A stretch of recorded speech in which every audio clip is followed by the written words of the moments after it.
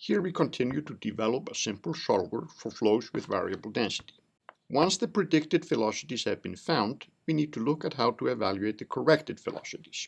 The incompressible velocity at the new time, un plus 1, is the predicted velocity, u star minus delta t over rho times the pressure gradient needed to make the new velocity divergence free. For the horizontal velocity at I plus a half, j, we use the difference between the pressures on the right boundary of the control volume and the pressures on the left boundary. These are given directly as the pressures at the center of the pressure control volume to the right, pi plus 1, j, and the pressure at the center of the pressure control volume to the left, pi, j. The density is needed at the center of the velocity control volume, and since it's assumed to be known at the center of the pressure control volume, we interpolate by taking the average. Similarly, the vertical velocity at I, j plus a half is updated by adding the difference between the pressures at I, j plus 1 and I, j divided by the averages of the densities at the same points. In writing the equation for the correction velocities, we assume that the pressures are known. This is of course not the case, and before we do the update, we need to find the pressure. Although the primitive or the velocity pressure form of the Navier-Stokes equation does not have a separate equation for the pressure, we can derive it by combining the incompressibility condition with the momentum equations. When we use the projection method for the time integration and split the momentum equation into a prediction and a correction step, the pressure appears in the correction step. We don't know the velocity at n plus 1, but the incompressibility equation says that its divergence should be 0. Thus, taking the divergence of the correction equation eliminates the new unknown velocity and leaves us with a relationship between the pressure and the predicted velocity, which we know. We generally derive the pressure equation by working directly with the discrete approximations, and that is what we will go through in the next few slides. To derive an equation for the pressure at point I, j, we use the incompressibility condition for a control volume around that point, written at the top of the slide, which states that the inflow and the outflow must be equal. The correction equation for the normal velocity on each side, written below, relates the normal velocity to the predicted velocity and the difference in pressures at I, j and the outside pressure. Thus, un plus 1 at I plus a half, j is equal to the predicted velocity at the same point plus the difference between the pressure at I plus 1, j and I, j times delta t divided by delta x and the density at I, j. The other velocities are given by similar expressions. Substituting the expressions for the correction velocities on each side of the control volume into the incompressibility equation eliminates the unknown velocity at the new time level. It gives us an equation for the pressures. The result is a set of linear equations that relate the pressure at each point to the pressure at the neighboring points and the predicted velocities, which are known. Here we have rearranged the equation slightly so that the known quantities, namely the predicted velocities u star and v star, appear on the right-hand side. Since we started by advecting the densities, the rho's at n plus 1 are also known, and the coefficient multiplying the pressure on the left-hand side can be computed. We have one pressure equation for each grid point, and since they link the pressure points to the neighboring pressure points, we need to solve a system of linear equations. There are many ways to do so, and indeed solving linear equation is a very large and very advanced field. Here, however, we will solve these equations in the simplest way possible, using an elementary successive over-relaxation, or SOR, method. We start by rearranging the equations for p at point I, j to isolate it. Here we have gathered everything multiplying p, I, j into the square brackets. At each step, the new densities, rho n plus 1 at each grid point are known, so we can compute the constant multiplying p, I, j and divide by it. Putting everything else on the left-hand side gives us an equation for p, I, j. The problem is, of course, that the pressures at I plus 1, j and so on are unknown. Thus, we solve the equation by iteration, where we start by guessing the pressure.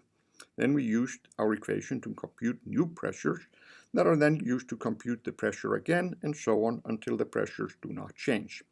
Fortunately, this process generally converges, although we may need a large number of iterations. Since the pressure values converge smoothly, and it is clear what the trend is, we can sometimes accelerate the process by extrapolating the new values based on how different it is from the old value. This is easily done by multiplying the new value with a constant that is larger than 1 and adding the old value multiplied by 1 minus this constant. Here we denote the constant by beta and know that it can be shown that beta must be smaller than 2 for the results to converge. Thus, beta must be larger than 1 and smaller than 2, so beta equal to 1.5 is usually a reasonable start. Larger beta gives faster convergence when it works, but larger beta can also cause the iteration to diverge. During the iteration, we recompute the equation over and over again as the pressures change. However, the densities and the source term do not change, so it makes sense to compute the coefficient in front of pi, j, highlighted by yellow, and the source term, purple, at the beginning and store those. Thus, we put the following code snippet before the pressure equation. Although we do not need to compute the coefficient and the source for each iteration, we generally have to compute them again for each time step, since both the densities and the predicted velocities change as the solution evolves in time. Notice that we only solve for the pressure inside the computational domain, so I goes from 2 to nx plus 1 and j goes from 2 to ny plus 1. Once the coefficients and the source have been computed, we iterate to find the pressure. Notice that we only need one pressure array since the new values are used as soon as they have been computed. To stop the iteration, we simply compare the new pressure with the old one, and if the change is sufficiently small, we declare victory and accept the pressure value as the correct answer. This is not a particularly sophisticated way to evaluate when the iteration converges, but it is simple and it works sufficiently well for our purpose. Once the pressures have been found, we can correct the predicted velocities by adding the discrete pressure gradient. The discrete equations for the corrected velocities are the same that we found earlier and used in the derivation of the pressure equation. The velocity at the new time step is the predicted velocity component minus delta t divided by the density at time n plus 1, interpolated to the velocity point, times a discrete approximation to the pressure found by using the pressure at the boundaries of the velocity control volumes. Below the equation for each component, we include code snippets for the update. As we did when finding the predicted velocities, we do the update in separate loops since the range of grid points is slightly different for each component, as we explain next. To resolve the flow in a given domain, we must divide the domain into the control volumes introduced above. In general, this can be a time-consuming and complex task if the shape of the domain is complex. Here, however, we will examine the flow in a simple rectangular cavity bounded by 4 walls, with at least one of the walls moving to generate a flow. The size of the domain is Lx in the horizontal direction and Ly in the vertical one.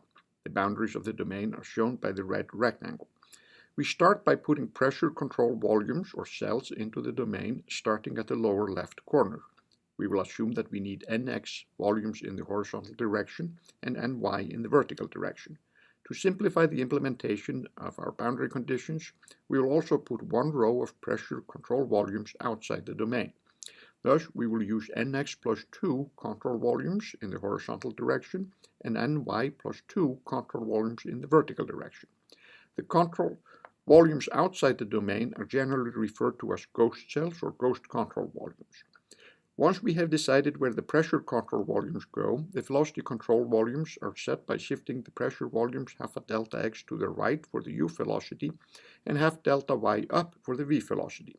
Notice that the first cell for the u velocity is now centered on the left boundary and that the ghost cell for the pressure for the left boundary is shifted to the right and is not needed. In the vertical direction, the control volumes for the u velocity are not shifted with respect to the pressure cells. Thus, we use Nx plus 1 times Ny plus 2 cells for the u velocity. Similarly, the first cell for the v velocity is centered on the bottom boundary, and the last cell, shifted pressure cell, is not needed. Therefore, we use Nx plus 2 times Ny plus 1 cells for the v velocity. We start numbering the control volumes in the lower left-hand corner, identifying the first pressure controlled volume, which is a ghost volume outside the domain, by 1, 1. Since this cell does not border any interior velocity cells, it is generally not needed. The ghost control volumes at the bottoms are 1, 2, 1, 3, and so on, and those on the left are 2, 1, 3, 1, and so on. The first pressure control volume inside the domain is 2, 2. For the u velocity, the control volumes have been shifted to the right, so the first column on the left contains the normal velocities at the left boundary and are assumed to be given.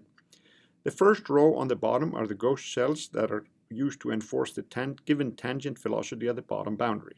The first cell, 1,1, is located below the vertical left boundary, and since the velocities on the boundary are given, is usually not needed.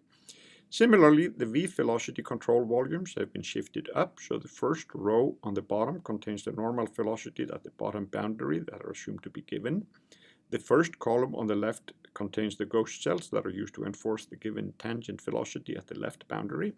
The first cell, 1,1, is located to the left of the bottom horizontal boundary, and since the velocities on the boundaries are given, is usually not used. In the upper right side corner, the last cell is the pressure ghost cell number nx plus 2, ny plus 2, and since it does not border any interior velocity cell, it is generally not needed.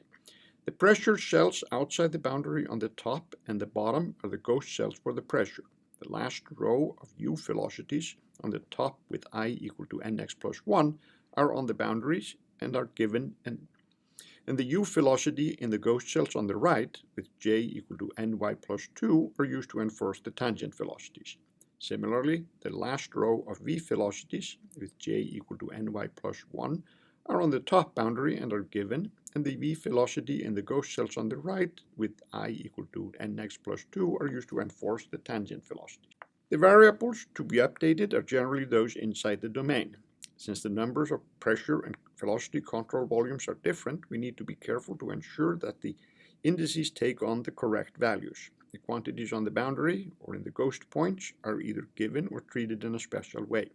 For the horizontal velocity, we have I running over 2 to nx and j running over 2 to ny plus 1. And for the vertical velocity, I runs over 2 to nx plus 1 and j over 2 to ny. For the pressure, I takes on the values 2 to nx plus 1 and j takes on 2 to ny plus 1.